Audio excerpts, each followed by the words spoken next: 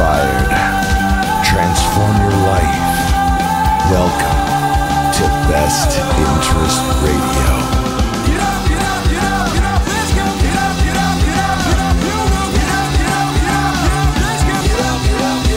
All right, so we're here today with Mike Oz, who is actually currently producing our first single.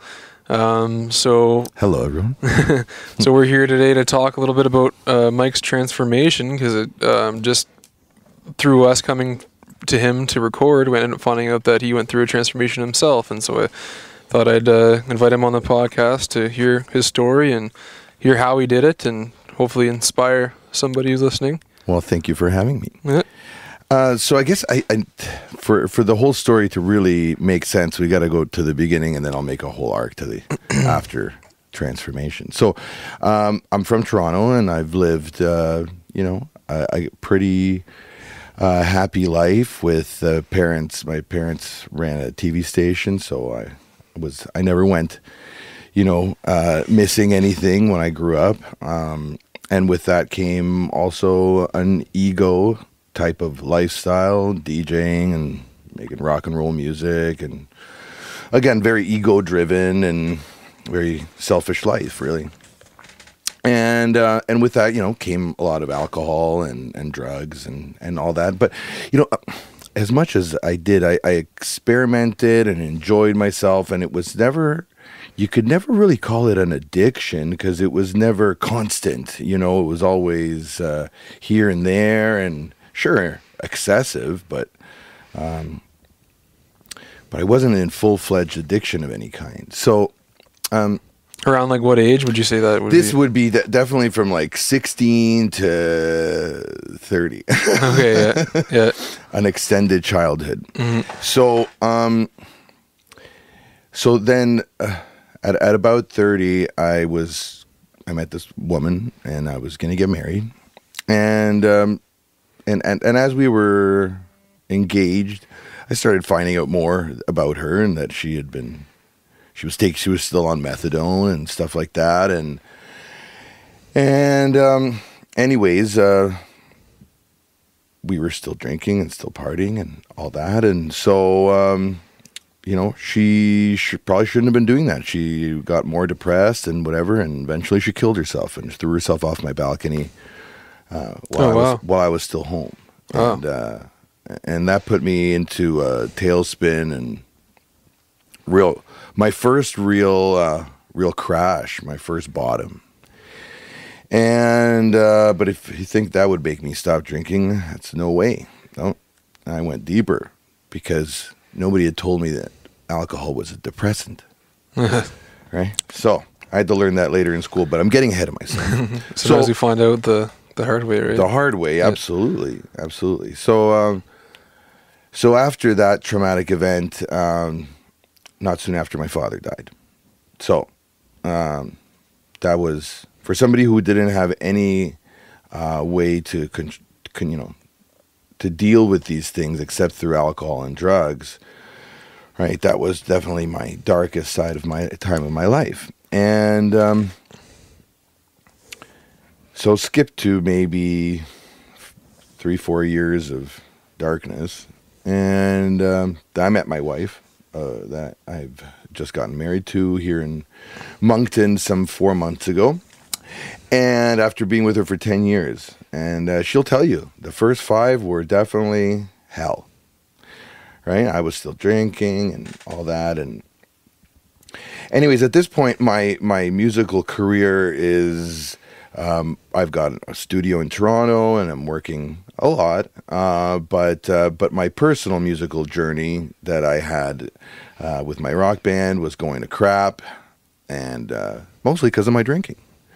Which gives you an inability to be honest with people, and especially when you're hitting alcoholism stages, right? And you're not being honest with people, hiding your drinking. You're not having very good social relations. There's no way to definitely be the leader of a band, if that's what I wanted to call myself. So, well, the way I describe addiction is like having somebody constantly nagging at you all the time, like whether it's a cigarette. I mean, the cigarette's kind of saying like, "Hey, come here, man, just smoke me, smoke me, smoke me," and it becomes annoying after a while. But then you almost become like a sort of slave to it, and yeah. And that is exactly a good way to look at it, right? Because it's an attachment that then you are slave to. So it's a good way to separate, the person from the addiction, which is a very progressive modern way of looking at that. And so again, I only learned that through school many years later. Did you even like realize that you might have had an addiction at the time? So I've been asked that a lot, and it's like from that age, at that age, maybe around 35, I started getting a good picture when, but anytime before that, all the way to when I started drinking at 15, if you had asked me, I would have said, I'm just having a good time, like, no. And right. And then of course denial would have been in there for sure, but also some naivety, right? About the whole thing. Cause frankly, I just called it partying. I'm Right? sure a lot of people share that view as well. Like they just think it's partying and not really an actual problem. But it sounded like it was like just distracting you from having a life. Yeah, right? From having anything flourish, right? Yeah, because there was something missing, right? And alcohol seemed to, and the drug seemed to fill that missing puzzle piece inside of me. So anyways, so a lot of fighting, definitely. I'm not going to stick too long on the bad stuff, right? But, but definitely, me and Jen we had some great days.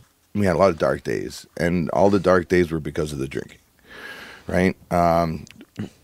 So I'll jump to the transformation day. So finally, I think Jen had enough.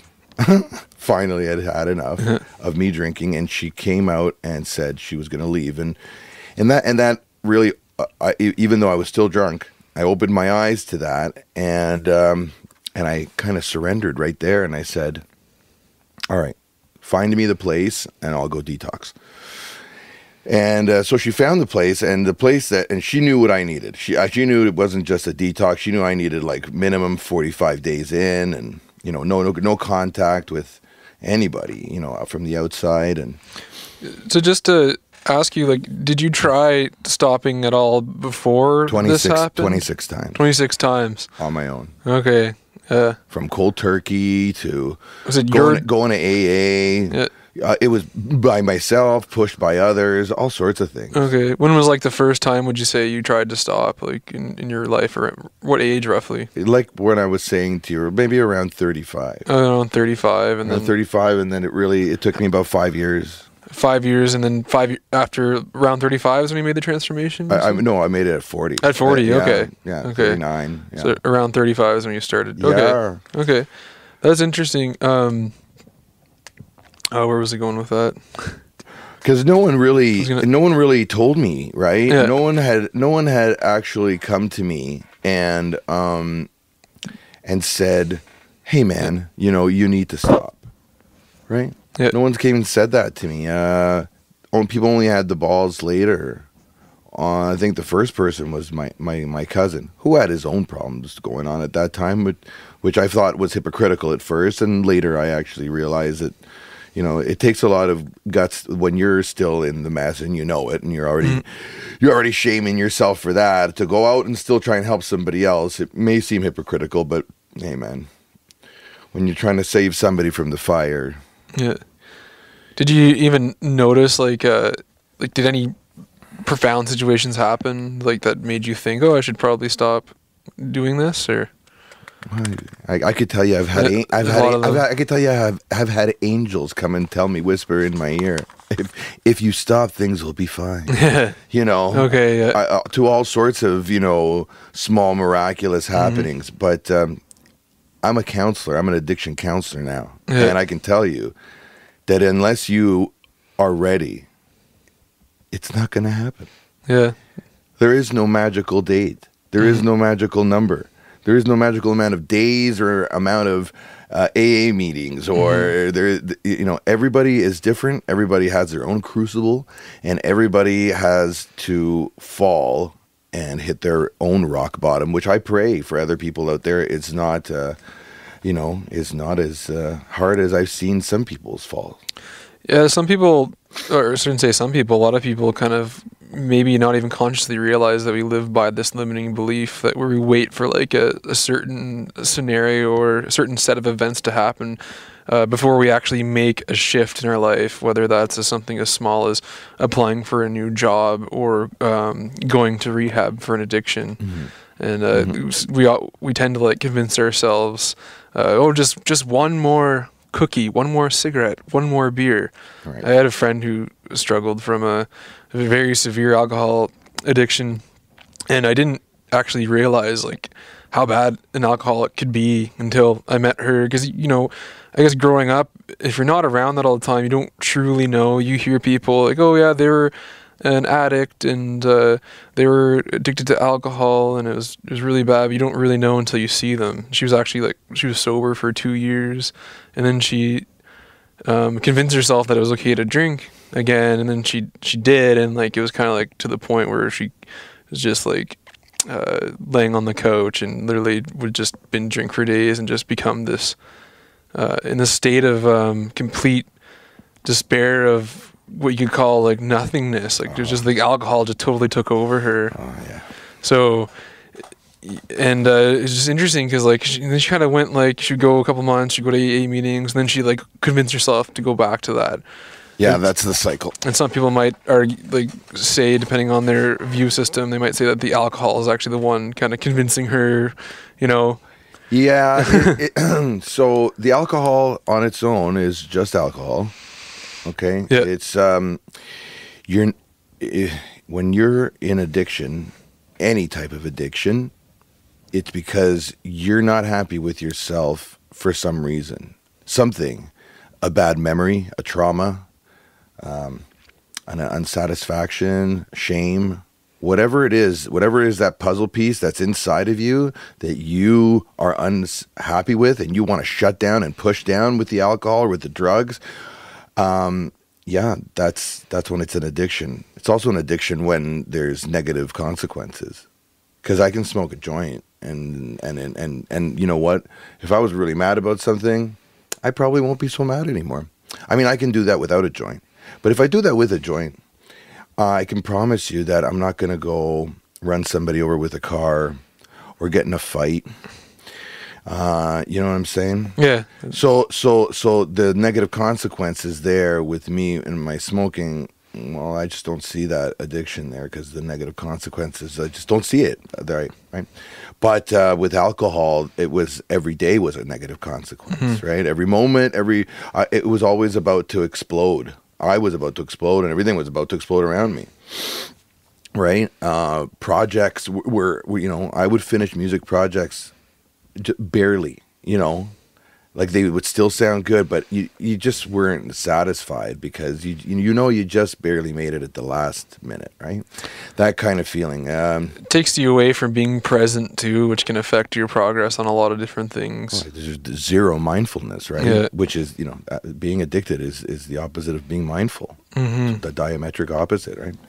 So anyways, what happened is I went to this rehab, and while I was there, a lot of the people that were there started coming to me as well as the counselors for their own problems. And my counselor came to me at the end of my 45 days and he said, Mike, you really have something there. You should go to school for this.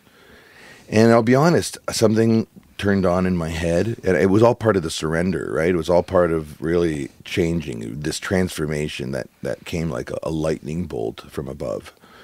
And talked it over with my girlfriend at the time, which is my wife now, and Jen, and we said, so let's do this. It was actually coincidental that she had called me the same day and had been reading up about wanting to do the same thing, and this conversation was already kind of in the works when he brought it up. So, it was a sign. So we moved away from Toronto where all my other drinking friends were. And as much as I would miss some of them, but I don't miss drinking with them as being the only scope of our meetings there, and so we moved away from Toronto, moved to where the college was, Fleming College in Peterborough. And that was already like moving away from a city full of all of that tension that's in a big city. I started realizing, going to school to be an addiction counselor, that one of the main things that I personally had was I had an anxiety disorder. And at the basis of my drinking, because when I started drinking at 15, I still remember the first drink. I left school, I left all my friends, and I went home, and I did what my mom did, which she would come home and drink this one big drink of whiskey, and I had it there on my own. And I remember the first day, the first taste, it was like this calm descended upon me, right? And as I'm sitting in class thinking about this, in addiction class, about mental health and anxiety, and at what age the onset is, and that was me. And I realized, and I put a diagnosis on myself, which later a doctor actually gave me. So this low grade anxiety, generalized anxiety that I have, is a perfect reason for why I used, and many people use, drugs and alcohol as a substitute, as self-medication, right? We don't even know it, right? We are very good doctors on our own because we know ourselves, or many of us do anyways, or we can sense something that's wrong, right? Sorry. And so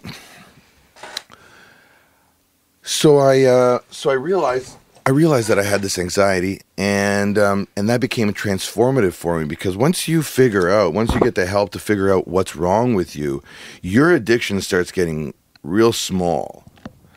And instead of being this big monster upon you, right? Because you're starting to take the reins on of who you are. And going to school really did this for me. But what really set it in stone is, after I graduated, I went back to the rehab where I saved myself, right? And they helped. And that was that I went back and I gave back. Yeah. And that giving back, and they'll tell you in AA, which you can subscribe or not subscribe to, to get help from alcohol. It really is. I've seen people do it either way, and I myself, when I do the 12 steps with people, I try to make it happen in 2 weeks, and either way, it's good to have like a support system. I'm just saying there's many different ways to get it out. But for me, getting to know what that problem was, and then being able to give back to people and teach it and tell people my own story, right? That was the most profound transformative effect, because it put the seal on it, right? You can learn things, but when you teach somebody something, or you repeat it out loud to somebody else, and you tell your story, you're really sedimenting that in your own neurons in your brain, right? And that's where, as an addiction counselor, I try and tell people, you have the power to change the neurological behavior in your brain. Yep. You alone can do this, right? With the right guidance, that you can change. It's possible. So forever. Yeah, totally. I've done it myself. And yeah, it's wonderful. And so that was my, the full circle that helped me get to where I am now. And I got to say, after 5 years of being sober now, my life has just been better year after year after year. All right, that's awesome, man. So what I wanted to know was, what would you say the key things are that helped make that transformation? Like, what are the key tools that you use, and that really maybe are the principles that still stick with you to this day that helped you make that transformation? So the first one, I think, in any transformative situation, kind of got to surrender your ego. That's what I had to do. Because it gets in the way. It's going to be feeding you all sorts of denial, and, feeding you lies so that you don't change, because your ego doesn't want to change. It wants homeostasis. We get defensive real easy when people want us to change. We're not ready to change. So I guess the next thing would be, find the right moment for you to change. Are you ready to change? Think about it. Yeah. Because there's different, you know, again, in school, I learned that there's different degrees of being even ready. You know what I'm saying? So when you think you're ready, you should probably take a pen and paper and write it down and start writing down the pros and cons of wanting to make that transformation. And you'll know right away if you're being honest with yourself, because you can't lie to yourself when you start writing it down on paper. Exactly. And for me, one of the things I did was actually kind of a funny story. This is just a small example about an addiction. I was addicted to just nicotine. I guess I switched from smoking for years into to the vape. I also quit alcohol addiction too, but that's a different story. But the principle of this is really just kind of reframing what you were saying about, or reiterating what you were saying about just making that choice and the decision, like, are you ready? And it's really about just like jumping into that cold water and like taking the plunge, like kind of just not even really thinking about it and just doing it. That's the best way. That's the best way. So it's kind of funny. I was on the way to the beach one day with my friends, and I had already, like, I don't know, decided to make a bunch of different changes in my life. And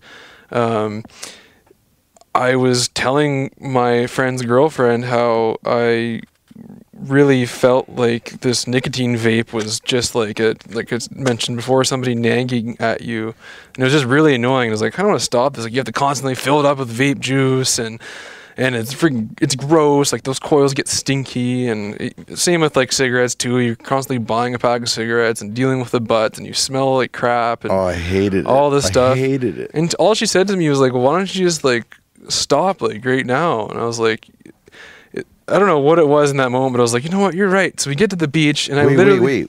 What was it? What was it in that moment? Can you go back? Was it her voice? Was it the just the honest to God way she asked you? Or? It was just the honest to God way she said it, I guess. Maybe like the energy, emotions behind her voice, or she's like, why don't you just stop? Let's like, put that in a bottle. Yeah. She's like, so anyways, I went to the beach and I literally buried it in the sand, and I never vaped again. Like, I was just totally done with it. Wait, so hold on a second. So what I'm hearing here is there was a ritual. There was a ritual, okay, yeah. Okay. Yeah. Even witches, they bury their dolls in the sand and then bury them, and then that creates the ritual. Yeah. You attach a meaning behind an experience, and it makes it easier to relate to it. It makes it more real of a thing, rather also than final, right? It's like you buried it like a person. Exactly. Yeah, and I think that's the psychology behind that, like, really kind of like attributed to me actually quitting. But you might have something here. This is a cool technique. It is, yeah. And it's kind of different than there's a similar story too. When this is a copyright best interest. Yeah, copyright. Yeah. When I was like 100 pounds heavier, I remember one time walking in the staff room at work, and I'd gotten Papa John's, or maybe I was going to get Papa John's or something like that. It was just next door, and I freaking love Papa John's. I worked there for like 8 months, and I ate too much. I probably gained like 40 pounds or whatever. Like, that was years and years ago. Anyway, one of the things my coworker said to me, just like, she did not mean any harm when she said it, and just the way she said it, like the emotions and energy behind her voice, she was like, why are you gonna eat like pizza? Like, that's bad for you. Like, why would you do that? Like, and why are you gonna choose to eat unhealthy? Or whatever she said, and I just kind of thought about it. And, some people might be offended. They're like, who is she not to tell me to eat pizza? Is this the same girl? No, this is a different girl. Maybe they're cousins or something, but no, I'm just kidding. But no, like, it just, some people might get offended, be like, oh, who is she to tell me to not eat pizza? But I was like, you know what? I shouldn't eat pizza. And so I didn't. And of course, still, years later, I kept eating pizza. But that day I didn't anyway. Yeah. But, that moment stuck with me. And I actually did probably make some a little bit better decisions because of it. But I think sometimes it's... So what do you think was your psychological coping mechanism that was going on for eating more than you should? Do you think you were coping with something? Oh, totally. Yeah. Like, I mean, why do we eat? It's a pleasurable experience.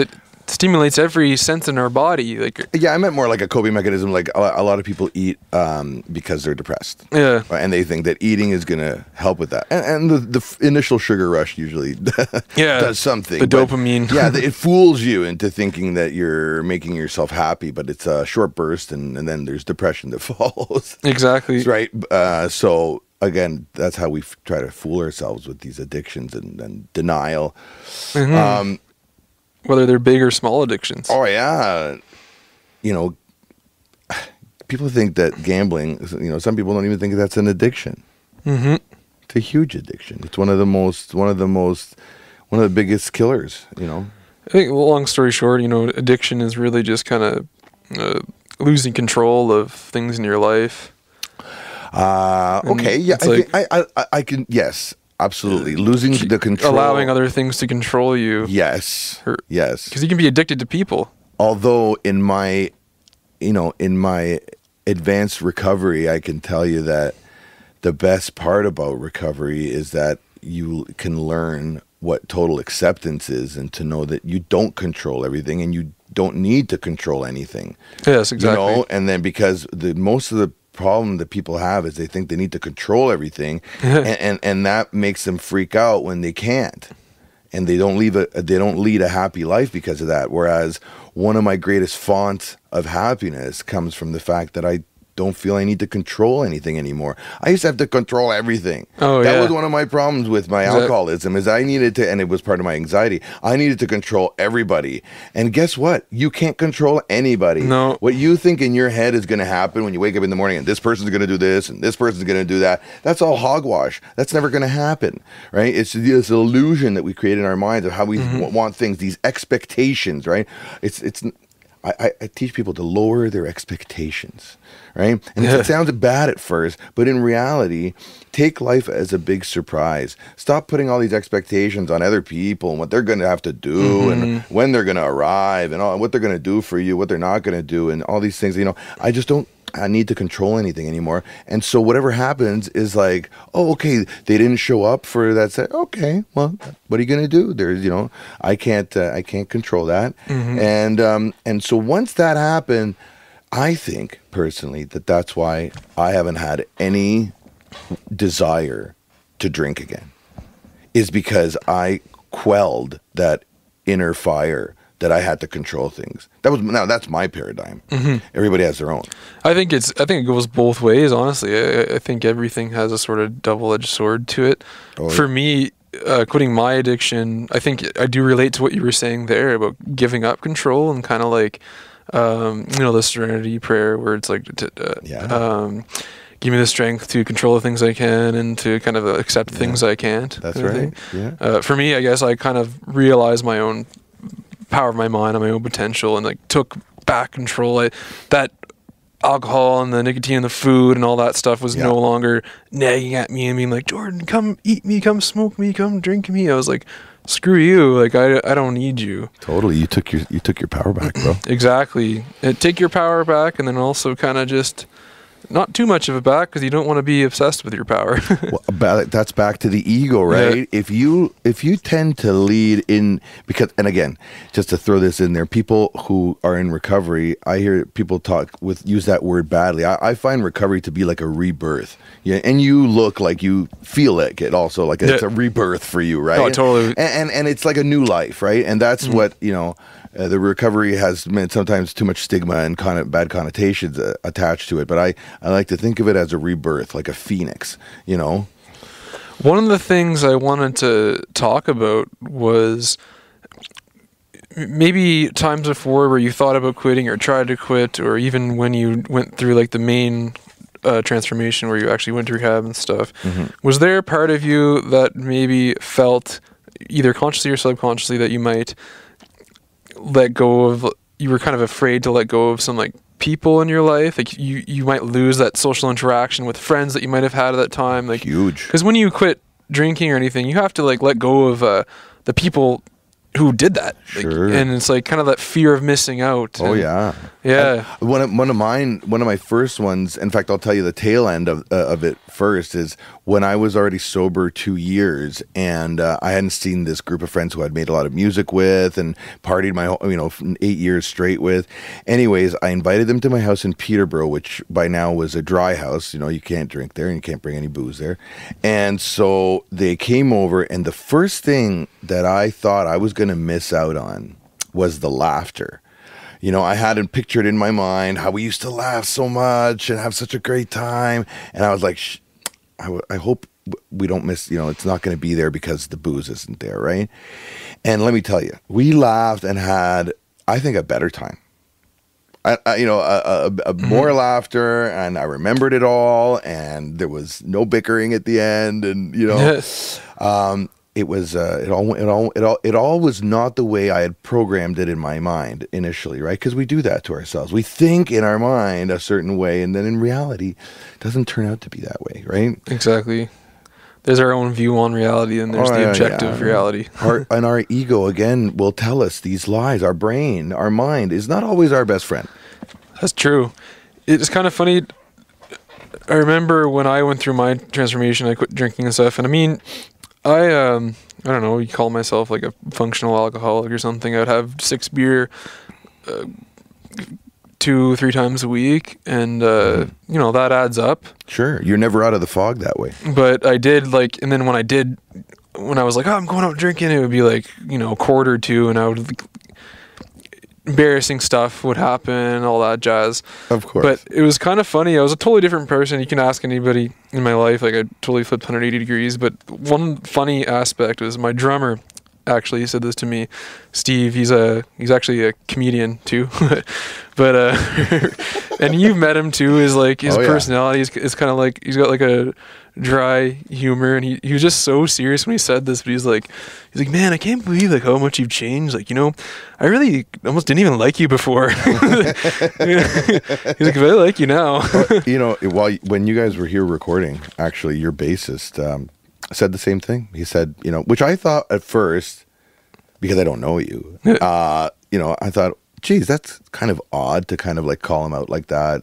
I mean, even in a good way, but like that's kind of personal shit. You know what I'm saying? Yeah. And so after you guys left, I thought back to myself, I thought, that must have been some big transformation he had for him to mention it like that. No, it was, yeah. Yeah, it was really, it was pretty funny. Good on you, good on you, brother. It's, but I mean, I like to say like that really wasn't me. That was just my choices.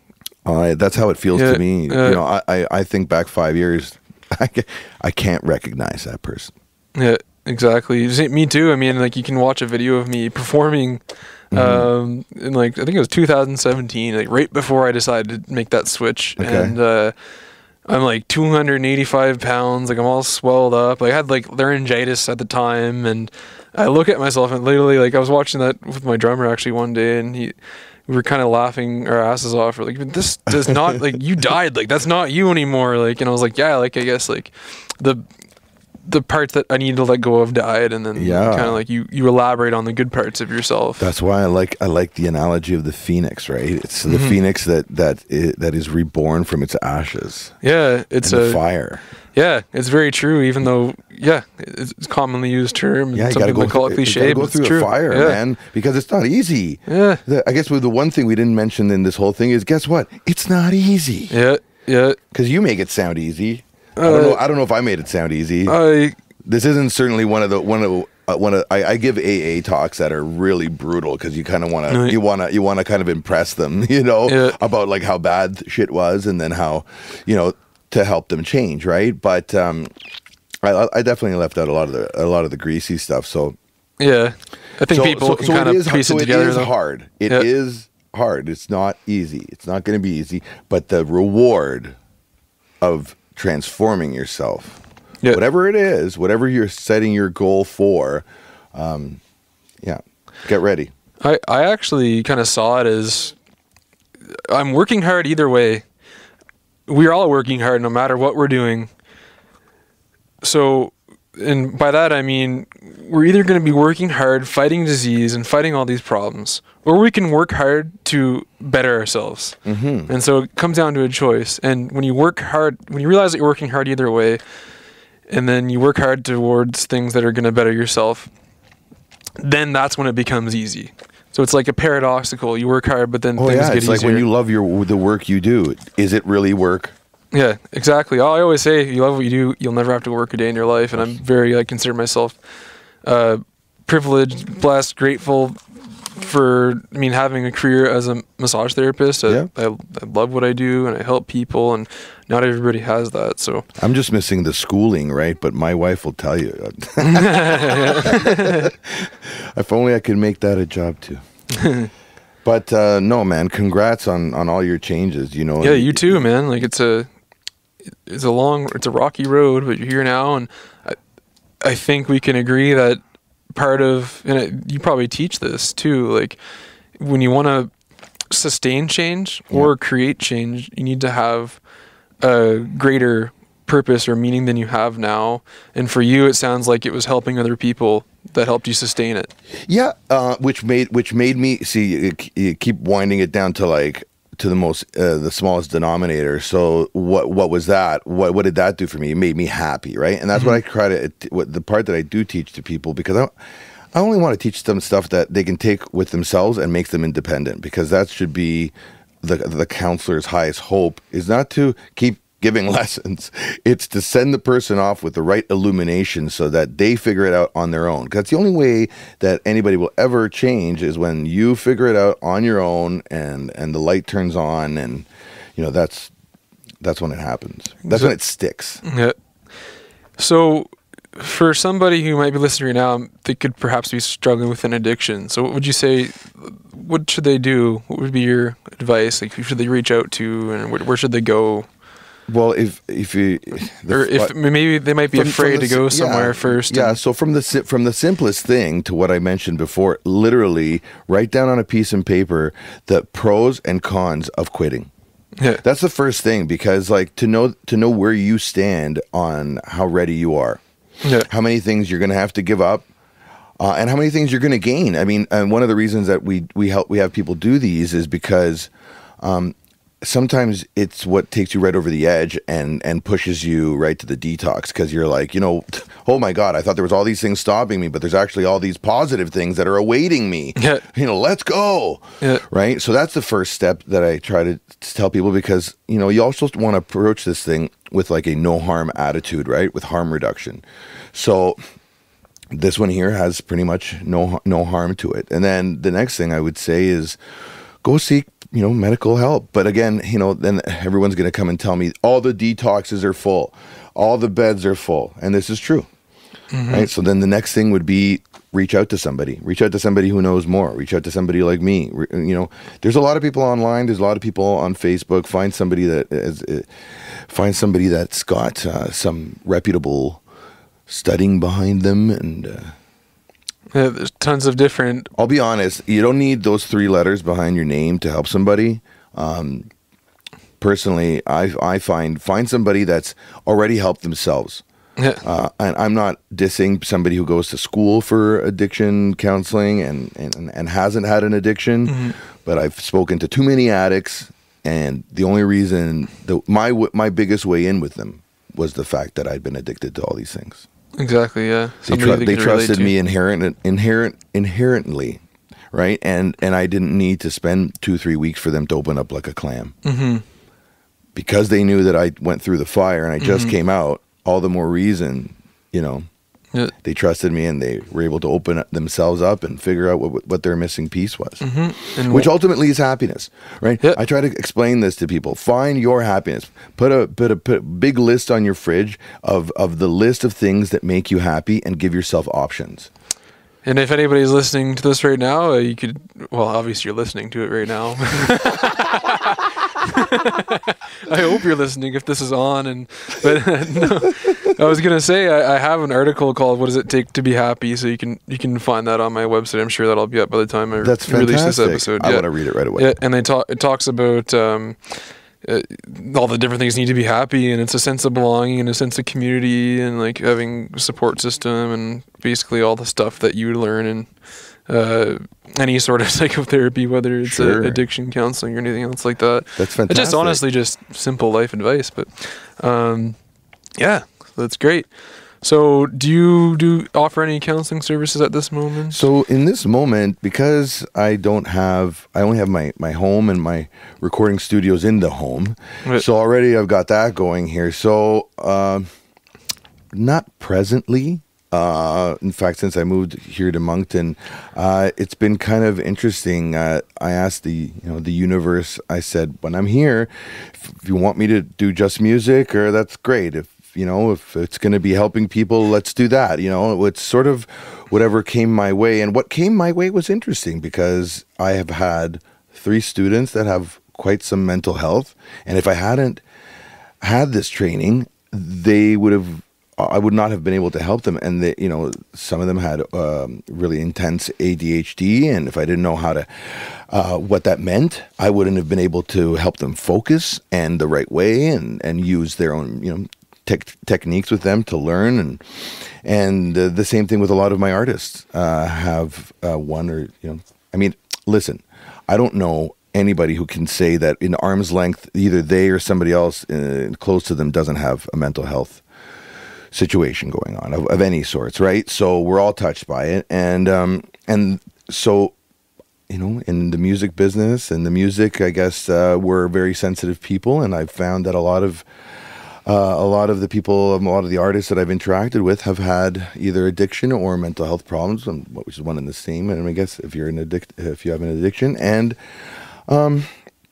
it's been a blessing because I've been able to do my job and then some, on one side and as another. Sure, I'd actually like to facilitate some groups soon enough, but I've had some offers from the Canadian Mental Health Association, but that's coming up in August. Oh, so that's great. We'll see. Yeah, I mean, I guess when you learn this stuff and learn how to get out of the well, and you can help other people do the same just through your own everyday social interactions, you can end up helping people just by sharing your story. 100%, and it feels great, and just to look upon somebody's eyes who's being touched by your message, and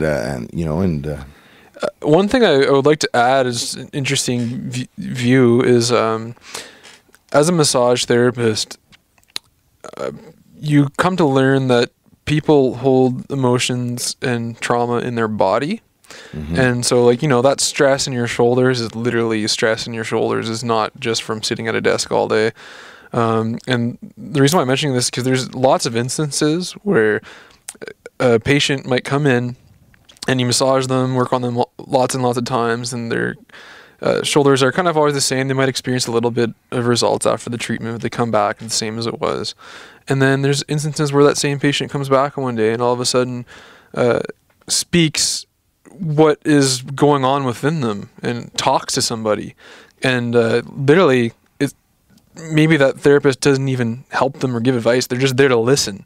Yeah. Because we can't technically give advice as massage therapists, but a lot of us just listen. Sure. And that might be all somebody needs to at least spark some sort of change within them. And so it actually shows, after they do that, all of a sudden they have their shoulders pain or tension gets a little bit better. Sure. Way better than it was before. They're releasing. Exactly. Yeah. So and the reason why I'm saying this is because if there's somebody listening right now, or just go talk to somebody, and you don't even need to expect them to do anything. Just it's good to have somebody there to listen. There's lots of people willing too. Oh yeah. When I had this, when this woman killed herself and off my balcony, I went to, my mom sent me to a psychiatrist, which I had never been to one, and I didn't know what to do, and when I went there, I basically just talked for 2 hours straight, not letting her interrupt me.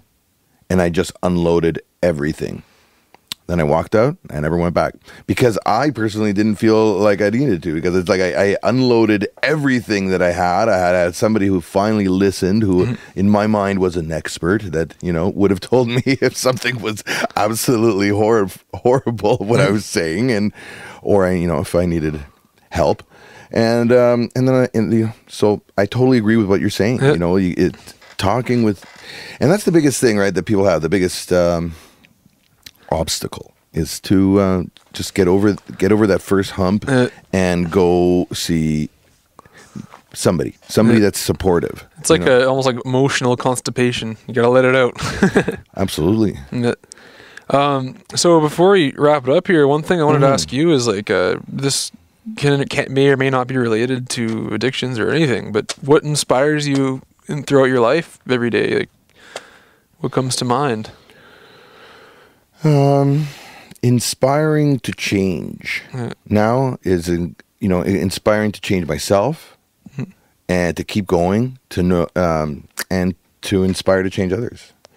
Through music and through community networks that I've been making, and that's when I get up in the morning. That's what I like. That's what I use mostly Facebook for. Apart from work and stuff like that, or curiosities, but it's to build connections and networks with people who you never know who you're going to be able to help, right? We all have special abilities, things that we're effective at, and I'm just always trying to be of service is something that was the biggest transformation as far as character.